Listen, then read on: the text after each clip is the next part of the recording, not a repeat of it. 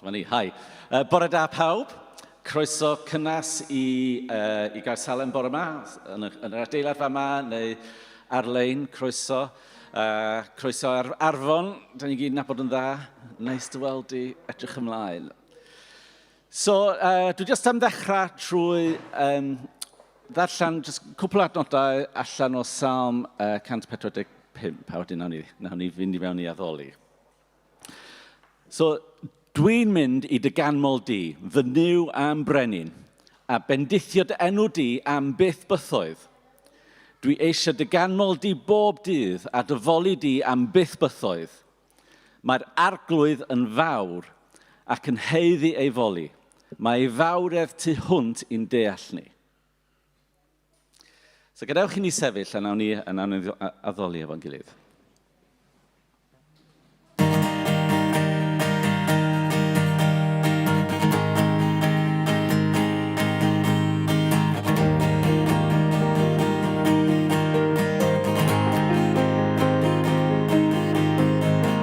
Pwy dorodd bwer, pechod a thwyllwch, a chariad pwy sy'n erthol a phyfach, brenin gogoniant, brenin brenhin oedd i'w. Pwy sgwyda'r ddeiar, a tharant sanctau, pwy sy'n ein gadael, heb wynt mewn syndod, brenin brenhoniant, brenin brenhin oedd i'w. Anhygol ras yw hwn, cariad i beth yw hwn. Mi gymais ti fy lle, mi gariais ti fy mhroes, a rhoi dy fywyd law, i mi gael bod yn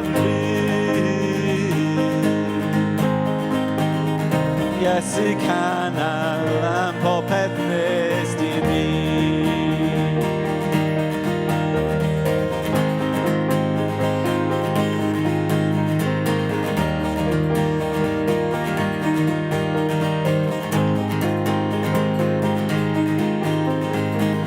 Pwy ddaw an anrhen yn ôl i'w drefn, pwy na'r andifad yn blentyn iddo, brenin gogoniant, brenin brenhin oedd i'w.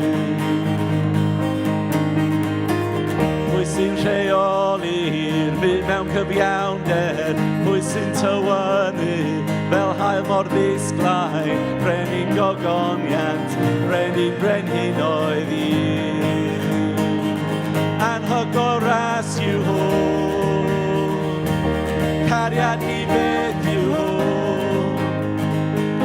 Mi gymais ti fy lle, mi gariais ti fy mhroes, a rhoi dy fywyd law, i mi gael bod yn rhydd. O Iesu canol am popeth nes di ni.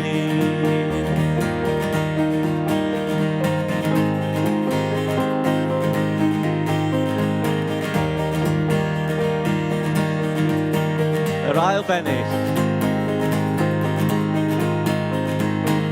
Pwy ddaw an anrhen yn ôl i'w drefn, pwy na'r amddifad yn blentyn iddo, brenin gogoniant, brenin brenhin oedd i'w. Pwy sy'n rheoli'r byd mewn cyfiawnder, pwy sy'n tywynnu fel hael mor ddisglaen, brenin gogoniant, brenin brenhin oedd i'w. Anhygol ras yw hwn, cariad i beth yw hwn. Mi gymais ti fy lle, mi gariais ti fy mhroes, a rhoi dy fywyd law, i mi gael bod yn rhydd. O Iesu canol am bopeth nes di mi.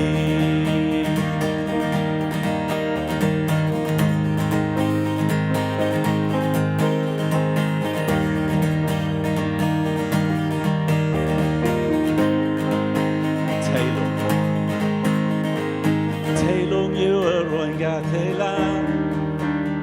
Teilwng yw'r brenin a orchogodd y bedd. Teilwng yw'r oen gathaelan. Teilwng yw'r brenin a orchogodd y bedd. Teilwng yw'r oen gathaelan.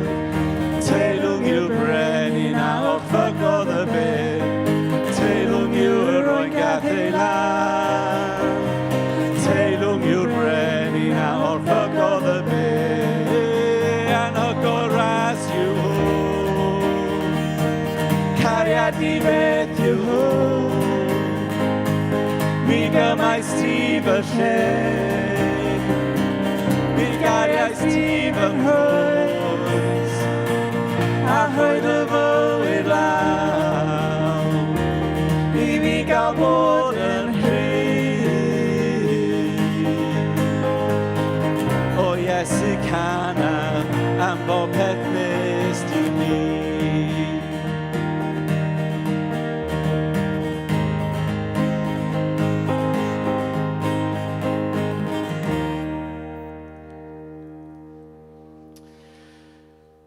So weithiau, mae moliant yn sort of twall allan o bywyd i ni pan mae pethau'n dda ac yn hawdd. Ond weithiau mae moli yn aberth a gallu fod yn boenus pan da ni'n cerdded trwy amser anodd neu mae yna siomen yn bywyd.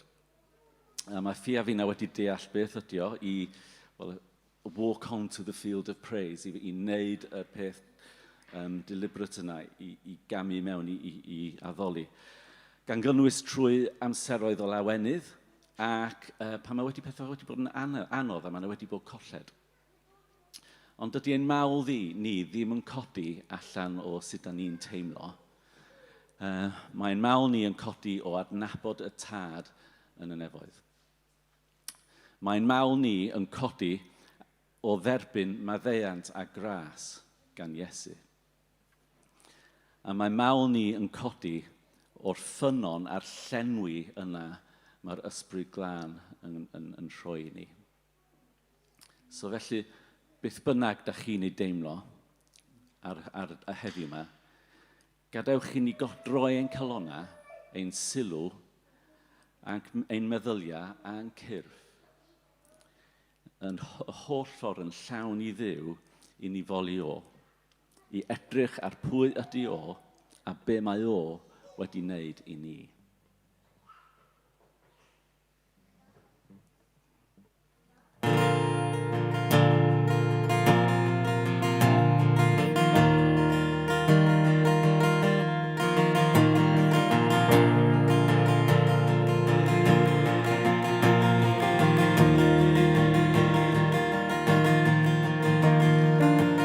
Dal a wenau y llead a'r hael, fel brenin yn gyrru ei beic.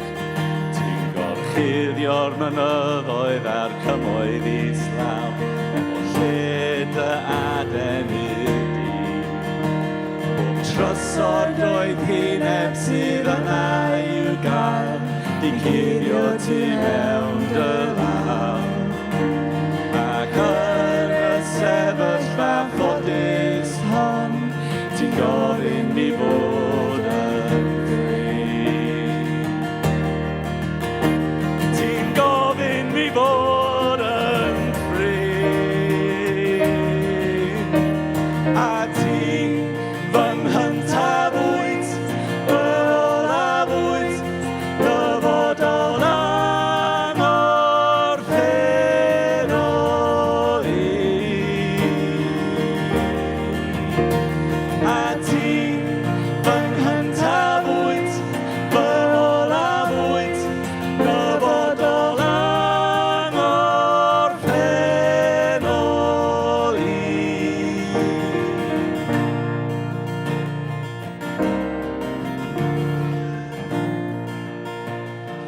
cytserau yn chwildroi o fewn lle dy ddymuniad di, lle gallai fynd i guddio oddi wrth dan ei ddigedd dywydd.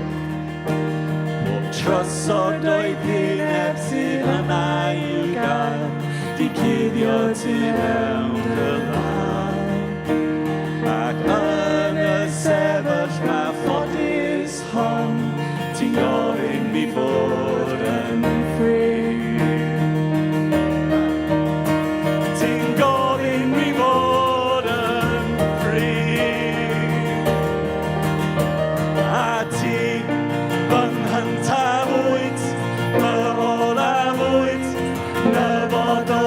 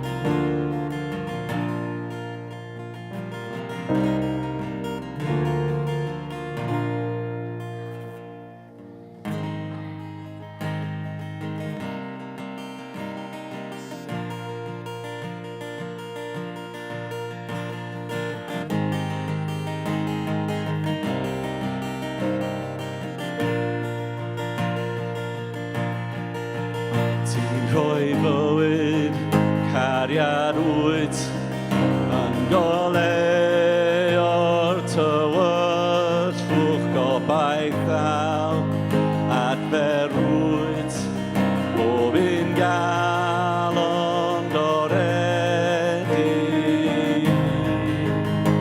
A mawr wyt ti o, ti'n rhoi bywyd, cariad wyt, yn golau o'r tywyllwch gobaith ddaw, adferwyd, bob un galon doredi. A mawr wyt ti o, dy wynt ni sy'n o'n ni, nawn ni dywallt ein mawl, tywallt ein mawl, dy wynt ni sy'n o'n ni, nawn ni dywallt ein mawl i ti'n unig. Dy wynt ni sy'n o'n ni, nawn ni dywallt ein mawl, tywallt ein mawl, dy wynt ni sy'n o'n ni, nawn ni dywallt ein mawl i ti'n unig.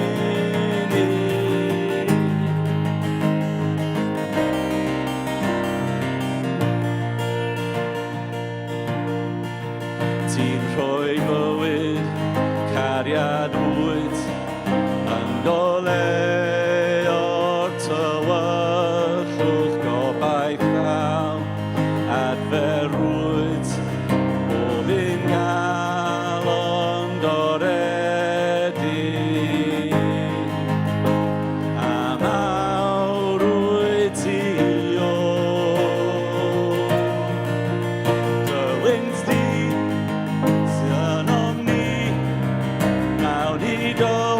dim awl, tywall dim awl, dy wynt di, sy'n om ni. Nawn ni dywall dim awl i ti ni, dy wynt di, sy'n om ni. Nawn ni dywall dim awl, tywall dim awl, dy wynt di, sy'n om ni.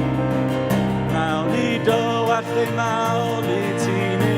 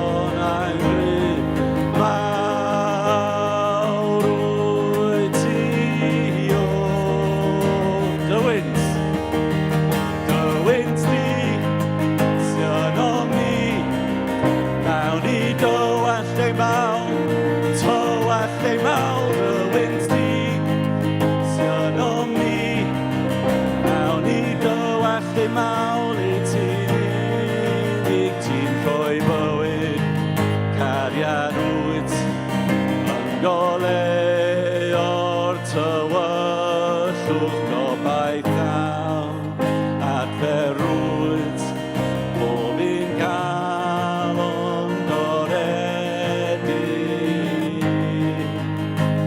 a mawr wyt ti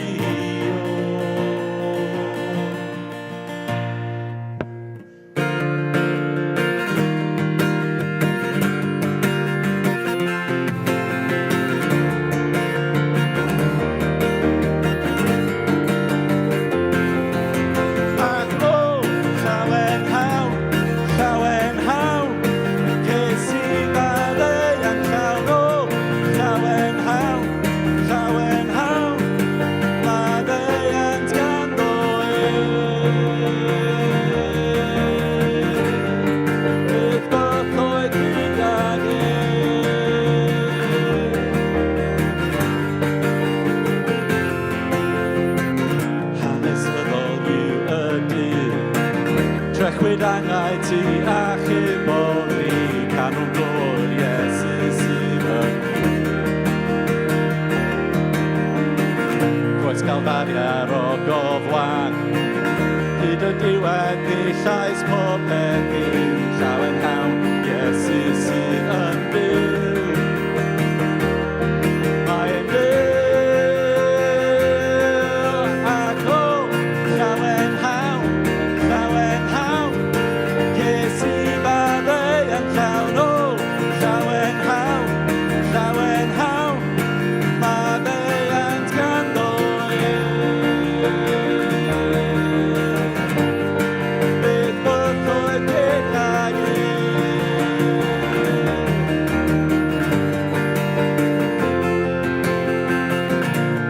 sefyll ger ei gron mewn I bresenoldeb hyfryd fi a Iesu Grist a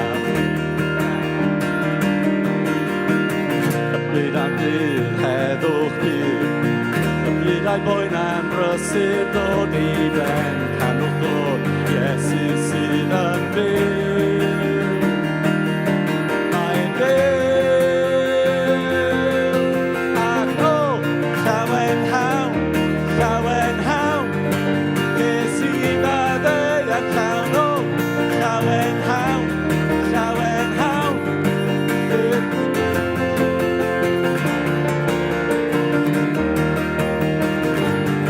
Bydd both o'r gyda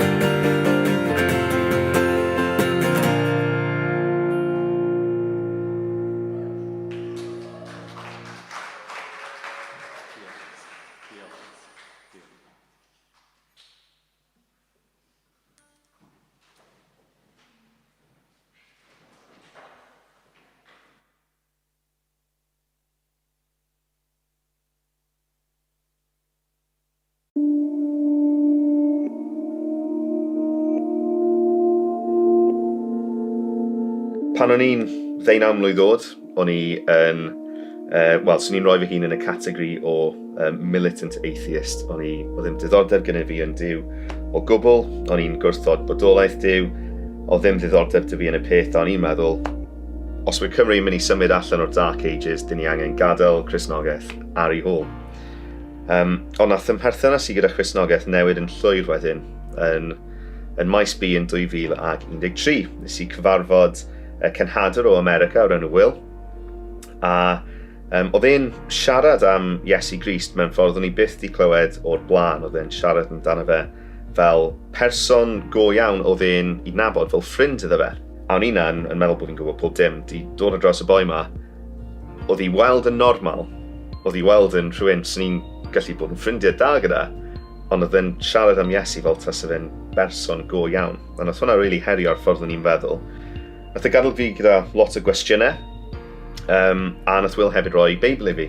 A hwnna oedd yn cyflwyniad cynta i dod i nabod Iesu Grist. O'n i'n dablo wedyn rhywfaint oedd diddordeb gyda fi wedyn yn dod i ddeall mwy, ond nath ddim byd really dod yn real i fi tan i fi ddechrau mynychu eglwys leol.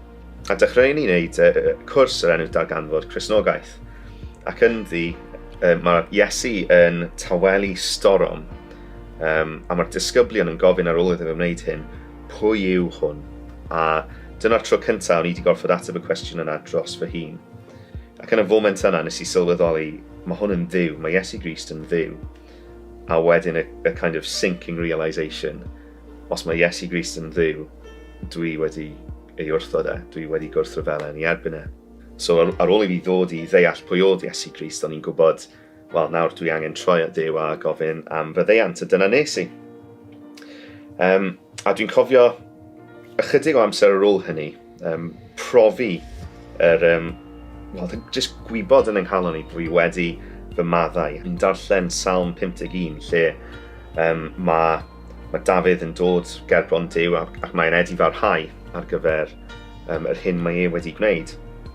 Ac wrth i mi ddarllen y salm yma, a gweld beth oedd Dafydd yn apelio at yn cymeriad ym mherson Duw, mi o'n i'n gwybod yn y foment yna, dwi wedi fy maddau. Nid oherwydd beth dwi'n meddwl am Dduw, ond oherwydd pwy yw Duw a'i gymeriad e.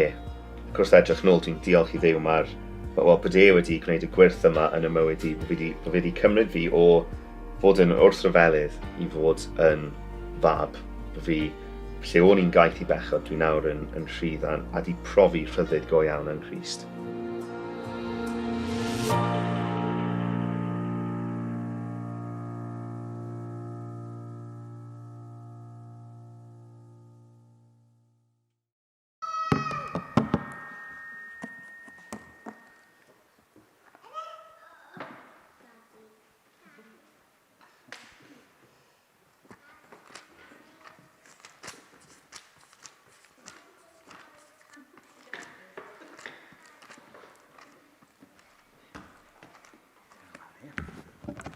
Iawn, wel, bore da bawb. Mae yn hyfryd gweld pawb yma bore yma. Mae o'n hyfryd gweld chi fyny fanna hefyd. Bore da, Jiwda Jochebed, chi'n oreit? Da iawn. Bore da hefyd i chi sydd yn ymuno o adre. Yn arbennig, da ni yn cofio chi sy'n methu bod yma bore yma oherwydd yn anffodus fod y pla wedi cyrraedd eich aelwyd chi a bod chi'n hunan ynysu ac ati, da chi'n arbennig yn gweddïau ni bore yma. Diolch yn arbennig i Robin ac Alwena am yr addoliad llawn o'r ysbryd bore yma. Da ni wedi i fwynhau, clod i Dduw am hynny, wedi gosod y cywair yn dda. Achos da ni ddim yma fel consumers bore yma. Da ni yma fel addolwyr. A mae'r mae'r cywair yna wedi i osod. A da ni'n parhau i addoli nawr wrth bod ni'n troi at air Duw. Darlleniad cyfarwydd iawn o Efengil Ioan. Achos bore yma yn Cyfres y Beibl, da ni wedi cyrraedd y Meseia. Mae'r holl stori'n arwain yma, mae'r holl stori'n arwain allan o'r fan yma. Dyma yw canolbwynt stori fawr y Beibl, y Meseia. Felly dwi am ddarllen rhai adnodau o ddechrau Efengil Ioan. Y gerdd hyfryd yma sy'n gan Ioan, sy'n adleisio rhai o'r gwirioneddau da ni'n clywed ar ddechrau Genesis, a sy'n atgoffa ni mae Iesu yw y logos. Iesu sy'n clymu popeth at ei gilydd. Felly Ioan 1. Y gair oedd yn bod ar y dechrau cyntaf. Roedd y gair gyda Duw a Duw oedd y gair. Roedd gyda Duw o'r dechrau cyntaf un. Drwyddo y creuwyd popeth sy'n bod. Does dim byd yn bodoli, ond beth greodd e. Ynddo fe roedd bywyd. A'r bywyd hwnnw'n rhoi golau i bobl.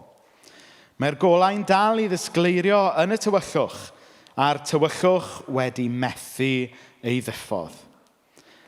Daeth dyn o'r enw Ioan i'r golwg. Duw oedd wedi anfon Ioan i roi tystiolaeth, i ddweud wrth bawb am y golau, mwyn i bawb ddod i gredu drwy'r hyn oedd yn ei ddweud. Dim Ioan ei hun oedd y golau. Dweud wrth bobl am y golau roedd e'n ei wneud. Roedd y golau go iawn sy'n rhoi golau i bawb ar fi'n dod i'r byd. Hyfryd.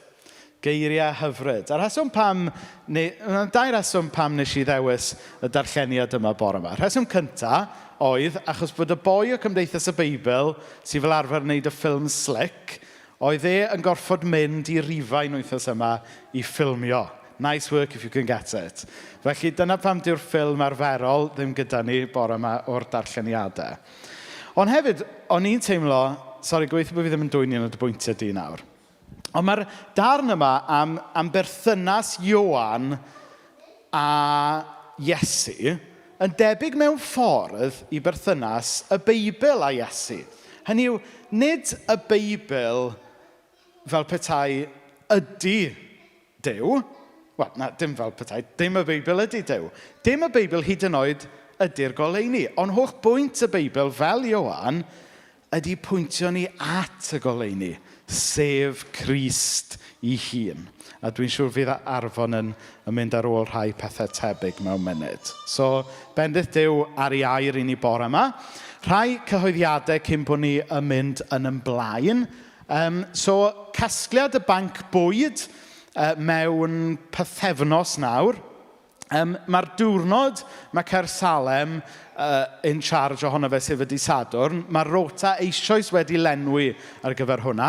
Felly i chi sydd wedi rhoid eich enwau ymlaen, diolch yn fawr iawn am hynny. Ond mae yna gasgliad yna hefyd ar y dydd Iau a'r dydd Gwener. So os ydych chi eisiau cynorthwyo gyda hynna, yna allwch chi siarad gyda Arwel a Lowri. Dydd Sul nesa, Hannah fydd yn pregethu. Os geith i ganlyniad negyddol bore yma, dyna lle mae Hannah bore yma. Os ddim, bydd rhaid ni ddod lan y plan B. Wedyn, nos Fawrth, mae'r sesiwn trafod nesaf Cyfres y Beibl ar Zoom, a mae'r manylion ar yn gwefan ni. A wedyn, dyna ni dwi'n meddwl, newn ni wahodd y plant fyny, neu'r plant eisiau dod fyny, a newn ni weddio efo'r plant gan bod nhw'n mynd i'r ysgol Sul. Oes yna plant eisiau dod fyny? Dim rhaid i chi. Dim rhaid i chi? Na, oce, ffain. Da chi'n brysur llwyr. Newn ni gweddio dros da chi nawr cyn bod chi'n mynd i ysgol Sul, oce? Oce, gewch chi... Na ni. Oce, diolch. Iawn. Oce, newn ni siarad efo Iesu te. O Dduw Dad, da ni'n diolch dy fod ti yn caru ni. Da ni'n diolch fod ti yn dduw a breichiau agored. Ac i ti'n galw ar bob un ohono ni, beth bynnag yw yn hoedra ni, yn blant, yn oedolion, i gyd i ddod yma bore yma i agor yn calonnau a'n meddyliau, i wybod mwy amdano ti, ond yn fwy o pwysig i brofi mwy ohono ti. Felly bydd gyda ni yma mewn munud pan fyddwn ni'n clywed gan Arfon, ac yn arbennig bydd efo Siw a'r plant lawr grisiau hefyd. Yn enw Iesu. Amen. Amen. So, all y plant nawr, Aunty Siw yn wafio fyna. Plant a Iwan hefyd yn helpu dy'r gwaith plant bore yma. A dyna ni, fydd Arfon yn dod fyny i rannu gyda ni nawr.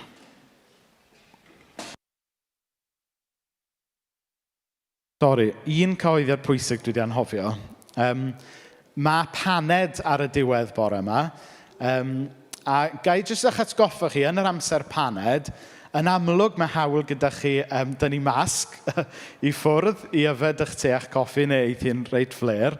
Ond gai plis jyst eich annog chi dal i barchu gofod personol ac ymarfer pellter cymdeithasol wrth i chi eistedd lawr i gael sgwrs a coffi. Na ni, diolch.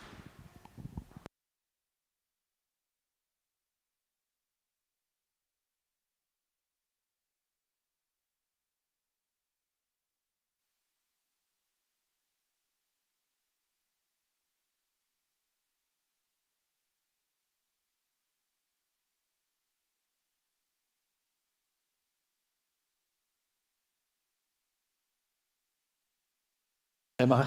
Pwy oedd hwnna? Taran. Ia, dod â chyfarchion Ebenezer Caerdydd i chi gynta. Da ni'n diolch bob amser am y gwaith da chi'n neud yma yn Caer Salem.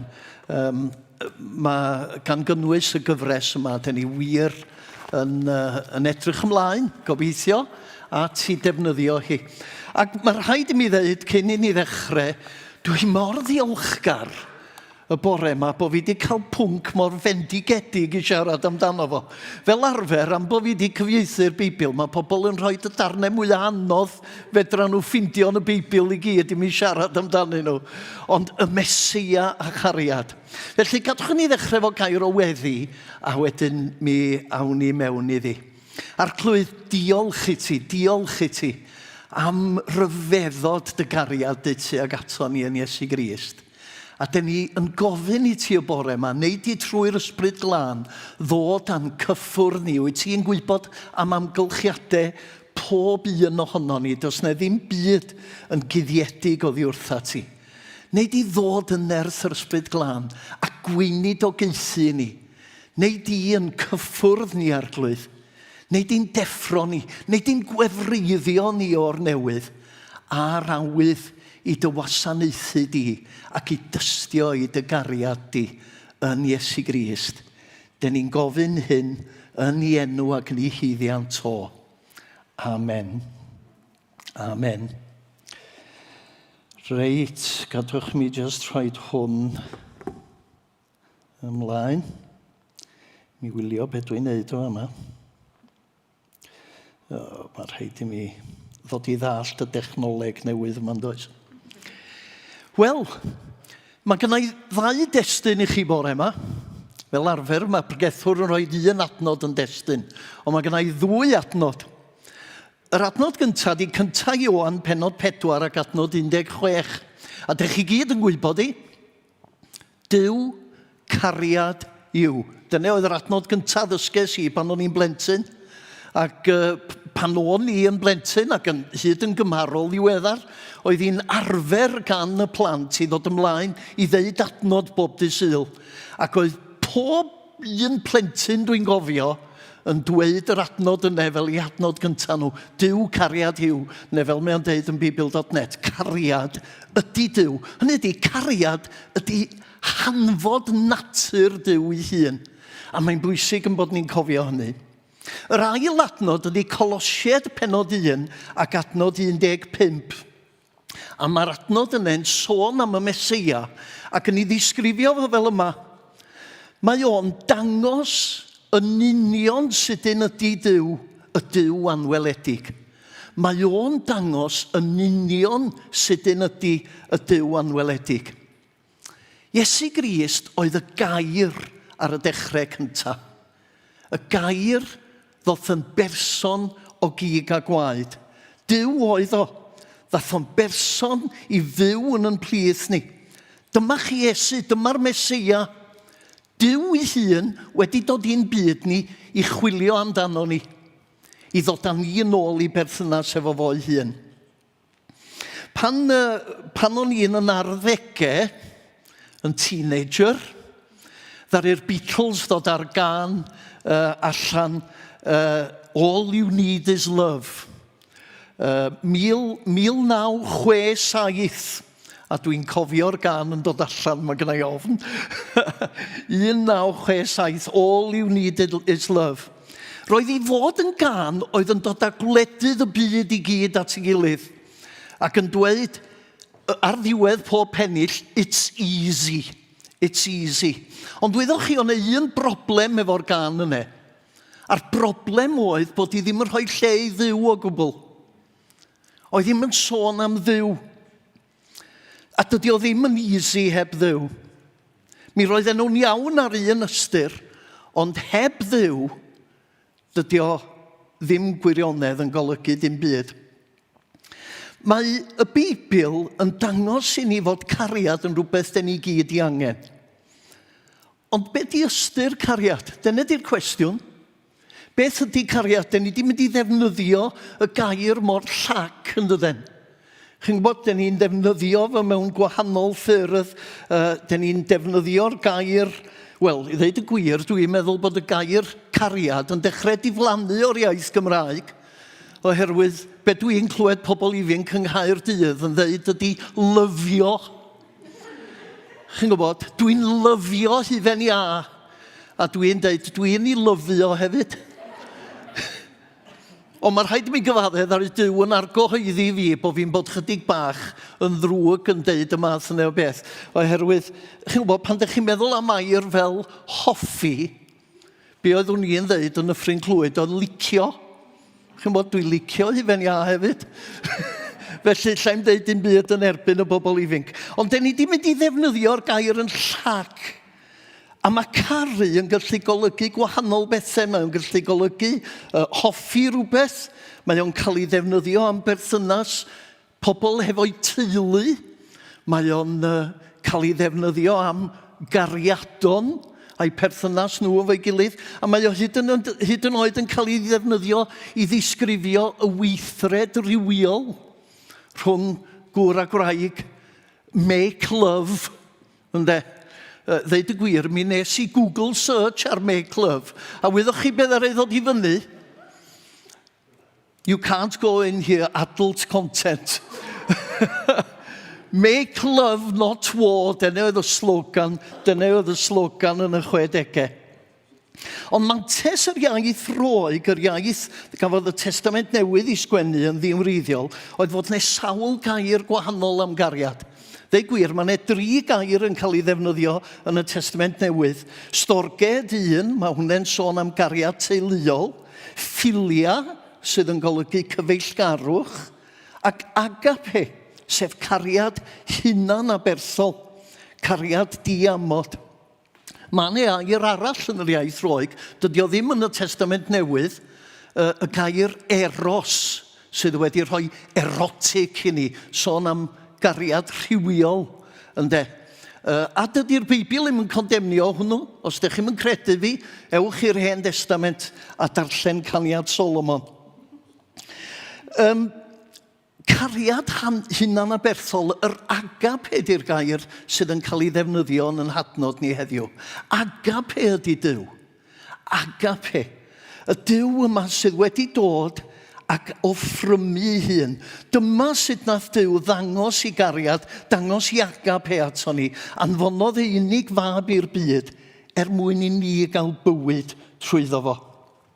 Hynny ydy, danfon Iesu Grist i chwilio amdano ni.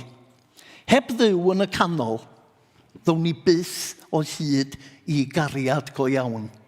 dim ond yn Iesu Grist mae dod o hyd i ystyr gwir cariad. Oherwydd mae Iesu Grist yn ymgorfforiad o'r cariad yna. Os ydy Duw yn cariad, ac os ydy Iesu Grist, y gair oedd yn dduw wedi dod yn berson o gig a gwaed yn ymplith ni. Mae Iesu Grist yn ymgorfforiad. Hynny ydy, sdim rhaid chi edrych ddim pellach na Iesu Grist os ydych chi eisiau deall beth ydy cariad.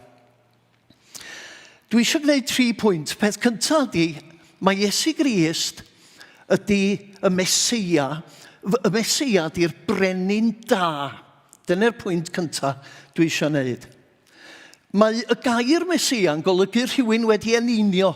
Pan oedd brenin pan oedd rhywun yn cael ei wneud yn frenin yn yr Hen Testament, oedd o'n ddim yn cael ei goroni, oedd o'n cael ei eneinio, oedd nhw'n tywallt olew ar ei ben o, a mae hwnna'n ddarlun hyfryd o beth sydd yn gallu digwydd i ni pan den ni'n derbyn yr Ysbryd Glân. Mae'r Ysbryd Glân yn cael ei dywallt fel olew ar ein pennau ni. Ond dyna beth ydy ystyr Mesia. A'r gair groeg sydd yn cael ei ddefnyddio ydy Christos. Dyna ydy'r Crist. Nid isnamo ydy Crist, ond i deitlo ystyr beth oedd Iesu Grist fel brenin. I deitlo un wedi eneinio fod i'r brenin. A pan ddechreuodd Iesu Grist i weinidogaeth, mi ddudodd o hyn trowch gefn ar bechod, achos mae'r unefol wedi dod i deyrnasu. Yn yr hen gyfeithiad, edifarhewch, mae teyrnas nefoedd wedi dod. Dyna sydd yn Efengil Mathew. Yn Efengil Luc, mae gennych chi teyrnas Dduw, a mae pobl yn gofyn pam y gwahaniaeth. Wel, yr unig reswm ydy, oedd Mathew wedi sgwennu at ei ddewon, a doedd ei ddewon ddim yn licio deud enw Dduw. Ac un o'r ffyrdd oedden nhw'n osgoi dweud enw Dduw am ei fod o mor sanctaidd, oedd defnyddio'r gair nefoedd yn lle. Teyrnas nefoedd, teyrnas yr unefol. Trowch gefn ar bechod. A mi roedd Iesu Grist yn dod i'n byd ni yn golygu fod o wedi dod i hawlio Iosef. I hawlio, mae o wedi dod i'r byd i hawlio i le fel y brenin. Ac mi roedd Cristnogion cynnar yn cyffesu Iesu Grist fel arglwydd. Iesu ydy'r arglwydd oedd y gyffes gyntaf. A wyddwch chi, den ni'n sôn am hynny, ond mae'n bwysig i ni ddeall bod o'n fwy na datganiad bod Iesu Grist wedi dod fel brenin. Yn y cyfnod yna, mi roedd slogan gan yr Rhufeiniaid, a'r slogan oedd, Cesar ydy'r arglwydd. Cesar ydy'r arglwydd. Ac felly llwch chi ddychmygu bod y syniad bod Iesu yn arglwydd yn fygythiad ar ryw ystyr i'r Rhufeiniaid. Oedd darnau arian yr Rhufeiniaid yn deud bod Cesar yn ddwyfol. Mi roedd o'n cael ei alw yn fab Duw. Cesar Augustus, pan gafodd o'i eni, mi gafodd o'i gyhoeddi yn achubwr, a mae rhain i gyd yn enwau sydd yn cael ei defnyddio i ddisgrifio Iesu Grist. Cesar Augustus, medden nhw, oedd yr un oedd yn mynd i ddod a sefydlu heddwch drwy'r ymerodraeth Rufeinig i gyd. Y Pax Romana. Pax yn golygu pys, heddwch, heddwch Rhufain. Ac dim ond wrth ymostwng iddo fo, dim ond wrth addoli Cesar, dim ond wrth dalu trethu i Cesar, oeddech chi'n gallu cael llonydd. Dyna oedd ffordd yr ymerodraeth Rufeinig rheoli pob peth. Ond oedd Iesu Grist y brenin wedi dod i gynnig ffordd wahanol. Be oedd o'n i gynnig oedd rhyddid i bobl. Nid i caethiwo nhw, ond cynnig rhyddid iddyn nhw. Grym oedd ffordd Rhufain o deyrnasu. Cariad ydy ffordd y Mesia.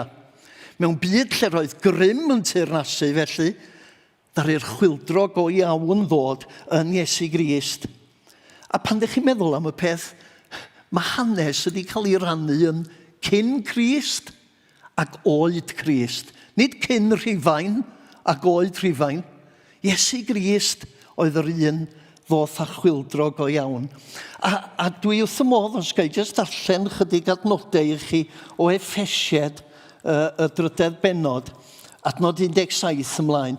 Dyn ni'n darllen fel yma, dwi'n gweddio y bydd y Mesia ei hun yn gwneud ei gartref yn eich calonnau chi. Gwneud ei gartref yn eich calonnau chi wrth i chi ymddiried ynddo fo. Dwi am i'w gariad o fod wrth wraidd popeth dych chi'n i'w wneud. Dyna'r sylfaen i adeiladu arni. Dwi am i chi a phobl ddiw i gyd ddeall mor aruthrol fawr ydi cariad y Mesia. Mae o'n lletach, yn hirach, yn uwch ac yn ddyfnach na dim byd arall. Dwi am i chi brofi y cariad hwnnw sy'n llawer rhy fawr i'w brofi yn llawn. Mwyn i chi, gwrandwch, mwyn i chi gael eich llenwi a'r cwbl sydd gan ddiw ar eich cyfer chi. Y Mesia di'r brenin da gwahanol i ymerodraeth rhyfen. Yr ail bwynt ydy mae'r Mesia di'r brenin gafodd ei groesoelio. Mae'n lawer o Gristnogion a phobl eraill, falle rhywun yma, gwisgo croes fel mwclis neu fel cadwyn am ei gyddfen does. Neu'n gwisgo fel clust lysech, chi'n gwybod? Dwi'n tynnu coes y mab, mae o yn gwisgo clustlws efo croes. Dydy o'm yn deud bod o'n credu ar hyn o bryd. O aesthetic. Dyna pan mae o'n i wisgo fo. Ond, chi'n bod, mae beth od yn dydy un o'r ffyrdd mwyaf creulon gafodd i ddyfisio rioed i ddienyddio pobl oedd y groes. Mae o'r fath a rhoi, chi'n bod, giletin i hongian am eich gwddw, neu grocbren neu rhywbeth felly. Pam mae'r groes ydi dod yn logo y ffydd Gristnogol? Wel, yn syml am fod y groes yn dangos cariad Duw i ni. Oherwydd bod Cristnogion yn credu mae dyma lle mae cariad Duw i weld. Mae Duw wedi caru'r byd gymaint nes iddo roi unig fab mwyn i bwy bynnag sy'n credu yno beidio a mynd i ddistryw, ond cael bywyd rhagwyddol. Chi'n bod ar Iesu Grist dim dod i wneud ni'n grefyddol. Nid dyna oedd pwrpas Iesu Grist yn dod i'n byd. Dar Iesu Grist ddod i olchi traed pobl, i achau pobl, i wasanaethu pobl, i aberthu hun dros pobl. Oedd o'n dod at bobl oedd ddim yn grefyddol, y pysgotwyr, y plant, y gwahangleifion, y casglwyr trethu, y milwyr, hynny ydi milwyr y gelyn, piteinied, pobl oedd ar y tu allan. Dyna oedd y bobl oedd Iesu Grist, oedd Duw wedi dod i'r byd yn Iesu Grist i'w hachub nhw. A mae'n ddiddorol, dydy, mae'r sefydliad crefyddol oedd fwyaf gwrthwynebus i Iesu Grist. Pam? Oherwydd, ydych chi'n gwybod be mae crefydd yn ei wneud? Mae crefydd yn deud, dyma dwi yn ei wneud i ddangos yn hyn i ti, a mor gret ydw i, a mor sanctaidd ydw i. Ond mae Cristnogaeth, y wahanol, mae Cristnogaeth yn deud, arglwydd gyda'n byd, mae'n nwylo fi'n wag. Ti ydy'r un sydd wedi gwneud y cwbl. Ac mi roedd Iesu Grist wrth fynd i'r groes, oedd o'n gwybod yn union beth oedd o'i flaen o. Fo oedd y roen oedd Ioan Fedyddiwr di sôn amdano fo. Y roen oedd wedi dod i aberthu hun dros bechodau y byd. Dros eich bechod chi a dros ymhechod i. Roedd Iesu wedi dod i gymryd yn drygioni ni, a'n hunanoldeb ni, a'n poen ni arno fo'i hun. A mae o'n yn gwahodd ni. Felly, chi'n gwybod, nid trasiedi oedd yr aberth ar y groes, ond y weithred fwyaf o gariad a'n hunanol oedd oedd hi marw yn lle ni mwyn i ni gael maddeuant. A mae'n hemynyddiaeth ni yn llawn o'r groes, emynyddiaeth Cymru. Mae mor gyfeithog, chi'n gwybod, William Williams, mi ganaf medde fo tra bo anadl o fewn i'r ffroenau hyn am gariad yn dioddef ar ben Calfaria fryn, am goron ddrain blethiedig, am hoelion garwau rhyw, i ganu fennau deuog fel eira gwnnau. Y canu yn fanne gyda llaw ydi to bleach yn den, glanhau ni, yn gwneud ni wyn. Ac un o'n hoff emynau fi ydi emyn gen ddynes o'r enw Mary Owen. Gwrandwch ar hon. Caid modd i faddau pechod, I faddau beiau, a lle I guddio pen yng nghlwyfau dyfnion Iesu fy'n gweidu ar y pren. Anfeidrol oedd ei gariad, anrheithol oedd ei gyr, yn marw dros bechadur o dan yr hoelion dyr. A wedyn mae'n ail bennill, a dyn ni'n gwybod pwy sgwennodd hon, ond mae'n un o'r emynau mwyaf gwefreiddiol. Un waith am byth oedd ddigon I wisgo'r goron ddrain. Un waith am byth oedd ddigon I ddioddau'r bicell fain. Un aberth mawr yn sylwedd yr holl gysgodau I gyd. Un Iesu croesoeliedig yn feddyg drwy'r holl fyd. A mae hwnna'n dod â fi at y pwynt ola. Mae Iesu, y Mesia, ydy'r brenin sy'n iachau. Y Mesia oedd y meddyg da. Oedd o'n dod â iachad corfforol I bobl pan oedd o'n rhodio'r ddaear yma. Oedd o'n dod â iachad emosiynol I bobl, I fywydau pobl. A mae o isio dod â'r iachad i'ch bywyd chi ac I mywyd I. Oherwydd, den ni gyd mewn mes I ddweud y gwir. Den ni'n gaeth I bechod, a mae gynnon ni angen yn rhyddhau, mae gynnon ni angen yn hiachau. A dyna pam ddath Iesu Grist. Meddyliwch, mor aruthrol fawr ydi cariad mae'r tad ydi ddangos ato ni. Dyn ni'n cael yn galw'n blant Duw. Ac mae'n berffaith wir, yr rheswm pam nad ydi'r byd yn derbyn hynny, ydy bod nhw heb weld a nabod y Mesia chwaith. A mae Iesu isio i'w blant, chi a fi, fod yn debyg iddo fo. Mae o isio I ni garu Duw a charu'n cymydog. Pan ydych chi'n meddwl am y peth, chi'n bod, un o'r pethau mwyaf chwildroadol ar ei Iesu Grist dweud, oedd carwch eich gelynion. Carwch eich gelynion. Dyna oedd Duw wedi wneud, oedd ni'n elynion iddo fo. Ond mae o'n dweud bod ni fod felly, carwch eich gelynion. Be mae'r Rhufain yn ei ddeud? Wel, be mae'r Rhufain yn ei ddeud ydy, lladdwch eich gelynion. Concrwch eich gelynion. Cadwch eich gelynion dan reolaeth. Ond oedd Iesu Grist yn dod ar rhyddid. Dwi wrth ymwodd efo hanes o wraig o Samaria. Mae chi ddynes oedd ar y tu allan, oedd hi ar y tu allan am I bod hi'n ddynes, ond hefyd am I bod hi'n Samariad. Pobl ar y tu allan oedd y Samariad. Ond mae Iesu Grist yn dod ac yn cynnig cariad Duw a bywyd iddyn nhw.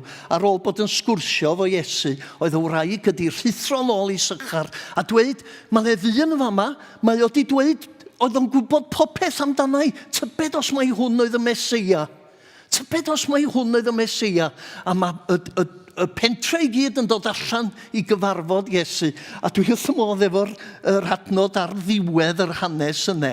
Maen nhw'n dod at y wraig ac yn deud wrthi, den ni'n reit siŵr, den ni'n credu am bod ti wedi deud dim byd.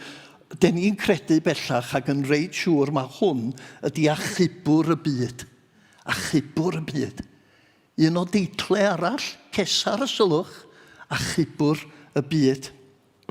Yn rhy aml, den ni wedi rhannu'r efengil efo pobl fel petai unrhyw fath o broblem fathemategol neu broblem gyfreithiol. Hynny ydy, dyma chi'r broblem, dyma'r ateb, felly den ni'n cael yn hachub trwy gredu'r datrysiad i'r broblem. Trwy gredu beth ydy'r ateb i'r broblem. Ond nid dyna beth ydy'r efengil. Beth ydy'r efengil ydy perthynas hefo'r Mesia, perthynas efo Iesu Grist. Dari Duw ddim danfon fformiwla neu athrawiaeth i'n achub ni. Dod I hun ymherson I fab Iesu Grist nath o. Dod I achau yn briwiau ni, dod i'n hachub ni, dod i'n codi ni o farw'n fyw, dod i'n trawsnewid ni. Agape oedd y ffordd, nid grym y merodraeth rhufen. Cariad hunan aberthol. Chi'n gwybod, mewn byd, a dyn ni'n byw mewn byd felly heddiw, lle mae y merawdwyr, llywodraethau, meistri yn cam ddefnyddio grym ac yn gorthrymu pobl dlawd. Mae Iesu Grist yn dod ac yn cynnig ffordd wahanol. Nid tyfiant economaidd sydd yn mynd i'n hachub ni, Nid llwyddiant economaidd Pryden a Chymru ar draul rhan eraill o'r byd sydd yn mynd i'n achub ni, ond cariad a chilioni. Ond mae rhaid i mi ddeud hyn i gloi. Nid aberth oedd y diwedd. Nid aberth Iesu Grist oedd diwedd y stori. Ar fore Sul y Pasg, be ddigwyddodd? Mi gododd o'n ôl yn fyw. A wyddoch chi, mae hon wedi cael ei disgrifio fel y foment bwysica mewn hanes. Mi fedrech chi ddadlen na i farwolaeth o ar y groes oedd hynny, ond y cyfuniad o'r ddau wrach. Yr atgyfodiad ac atgyfodiad corfforol oedd o. A mae'r ffaith bod Iesu Grist wedi atgyfodi'n gorfforol yn dangos i ni bod Duw, bod o'n poeni am y byd materol ma oedd o di greu, y byd oedd o di dweud amdano fo, oedd o di edrych arno fo a dweud i fod o'n dda. Mi roedd y byd yma yn bwysig, ac mae'r byd yma yn bwysig yng ngolwg Duw. Y byd nath o'i greu. Dyna ni'n darllen yn Genesis gymaint oedd o wrth i fodd hefo'r hyn oedd o wedi greu. A dydy Duw ddim wedi rhoi fyny ar ei fyd. Atgyfodiad Iesu ydy dechrau y broses o iachau y greadigaeth. A dyna pam mae pethau fel newid hinsawdd, gofal am y greadigaeth a pethau felly yn bwysig. Dyna pam dyn ni'n galw pobl i droi cefn ar bechod a chredu'r newyddion da. Dyn ni eisiau i bobl brofi a chad ysbrydol, darganfod y Duw sydd yn gariad yn Iesu Grist, y Mesia sydd yn ymgorfforiad o gariad Duw. A wyddoch chi be? Mae Duw yn dal i chwildroi bywydau heddiw. Dwi'n nabod chi gyd yma, dwi'n nabod pwy bynnag fydd yn gwrando ar y fideo yma, ond lle bynnag ydych chi, mae Duw yn gallu chwildroi eich bywyd chi. Mae'r brenin ddath i iachau yn dal i iachau a thrawsffurfio bywydau heddiw. Diolch iddo fo. Amen.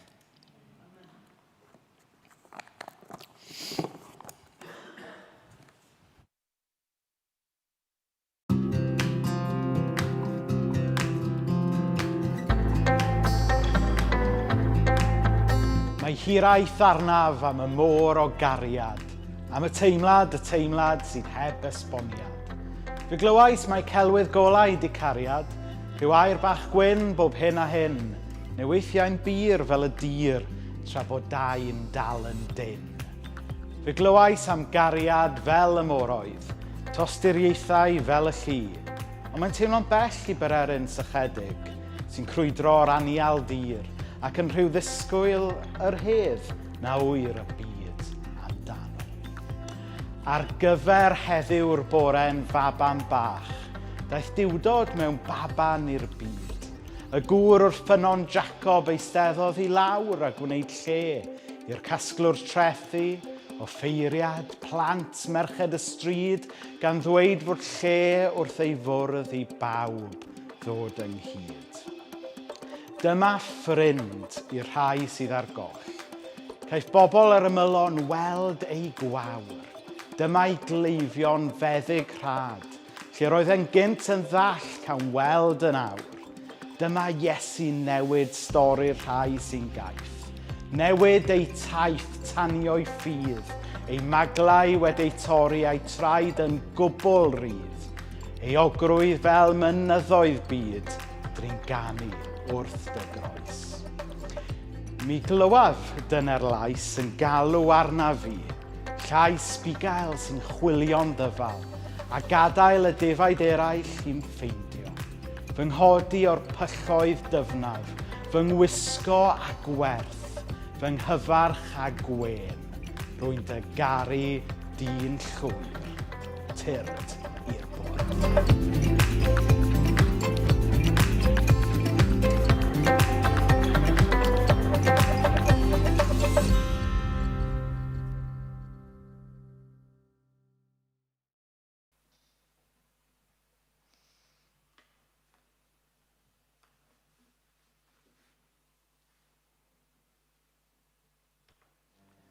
Gret. Gadewch i ni godi i ganu yn ganol am ei gilydd.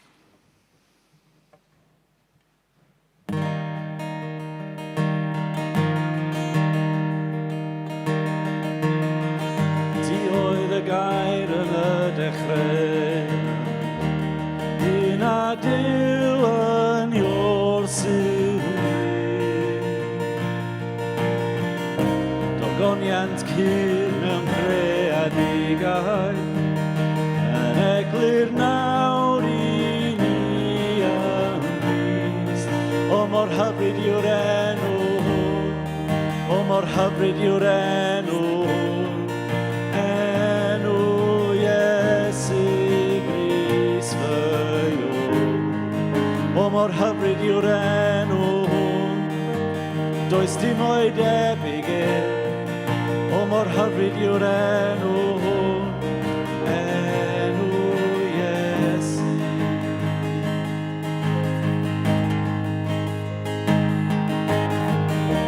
Ti ddim am nefoedd ebein cwn, a Iesu ddaeth i lawr ar ben.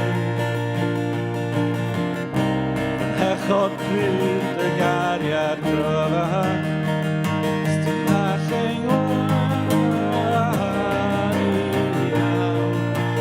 hyfryd yw'r enw, o mor hyfryd yw'r enw, enw Iesu Grist fy Iw. O mor hyfryd yw'r enw, does dim o'i debyg o mor hyfryd yw'r enw, enw Iesu.